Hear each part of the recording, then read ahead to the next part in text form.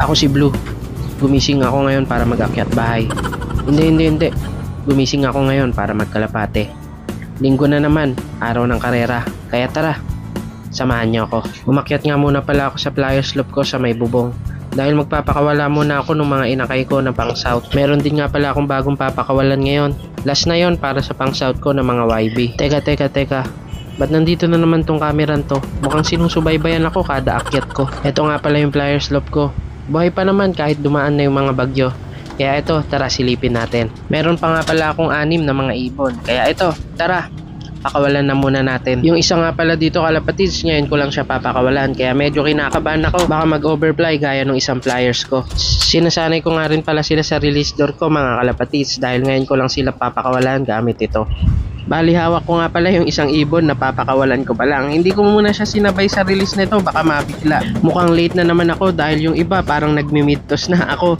Nagpapakawala pa lang. Yung mga nawawala ko nga palang ibon, hindi ko na hinahanap. Hinahayaan ko na lang na magkusa yung nakahuli. Madali lang naman magbalik ng ibon eh. I-coordinate mo lang sa club member o kaya sa coordinator ng area nyo. Kaso hindi na ako maasa dahil marami talagang umaangkin ng mga ibon dyan. Mag-aabang nga pala tayo ngayon ng kalapate, kaso mas maagang nag-abang yung misis ko kaya pinaglinis muna ako. Pero, di ba ako nga yung pinakamasipag?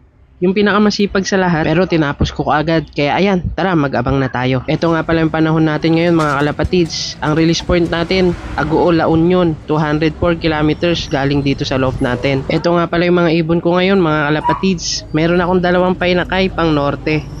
Bali, hindi ko pa nalilinis tong loft ko dahil mas priority ko nga yung paglinis ng kwarto namin. Kaya pagpasensyaan nyo na kung medyo marumi talaga yung loft ko. Ay napakarumi talaga ng loft ko sa ngayon. Meron na rin akong mga nakasalang na breeders ngayon para sa pang norte. Ito nga pala yung magulang ng 2 inakay kanina. Meron na din silang itlog na bago pang second clutch natin. Ito naman yung laman ng flyers ko ngayon mga kalapatids. Bali 3 silang naiwan dito. Tamang abang nga lang pala tayo dahil nasa 1,000 na lang yung speed mga kalapatids. Dahil pauwian na, bukas ko ulit tong trapdoor natin mga kalapatids gaya ng nakasanayan at ikukulong natin tong mga to para walang lumabas sa kanila. Pinakain ko na nga rin pala sila para hindi na sila magutom dahil mukhang malilate yung mga ibon. Nasa 900 na nga yung speedan mga kalapatids kaya umakyat ako dito para makita ko yung padatingan ng ibon.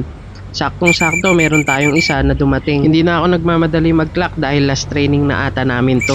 Bali ang nauna nga palang dumating si Blue Bar mga kalapatids. Ito yung ibon natin na nawala ng 10 araw. Hindi na pala ako umasang maganda yung pauwian natin mga kalapatids. Pero eto, inuwian pa rin tayo ng ibon natin. Dahil nga natenga sila ng ilang linggo.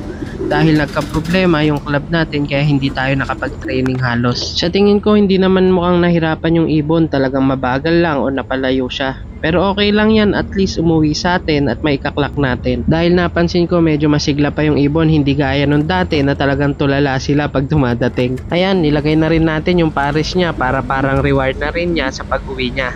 Kaya tuwan-tuwa siya mga kalapatids. Ayan, kung makikita nyo, bumabara ako pa yung ibon kahit kakadating niya lang. Kaya magandang sinyalis to dahil magpo-first lap na tayo.